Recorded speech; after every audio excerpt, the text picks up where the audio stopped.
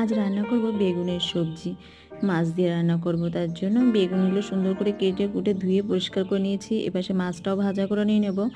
আর ওই মাছ ভাজা তেলে জিরে ফোড়ন দিয়ে দিয়েছি, আর কিছু জিরে তুলে রেখে দিয়েছি। এবার সবজিগুলো আমি সব দিয়ে দিয়েছি। এবার হালকা নাড়াচাড়া দেওয়ার পরে স্বাদ মতন লবণ, পরিমাণ মতন হলুদ, এইগুলো দিয়ে ভালো করে আমি সবজিগুলো ভেজে নেব। নেওয়ার পরে আমি উষ্ণ গরম জল বা ঠান্ডা জল, যে কোনো জল হলেই হবে। আমি এখানটায় ঠান্ডা জলে আমি দিয়ে দিয়েছি পরিমাণ মতো। এবার দেওয়ার পরে আমি সুন্দর করে একটু জাল টাল দিয়ে নিয়েছি। আর আমার এই সবজিটা শুধু আমার মেয়েই খাবে, কারণ আমার মেয়ের খুব প্রিয় এই বেগুনের সবজিটা। আমি বেগুন খেতে পারি না, তার জন্য আমার মেয়ের জন্যই আমি রান্না করছি শুধু। আর এই যে রান্না হয়ে গেছে প্রায়, তার জন্য ভাজা জিরে গুঁড়োটা আমি দিয়ে দিয়েছি। দেওয়ার পরে এই যে আমার বেগুনটা রান্না হয়ে গেছে দেখুন।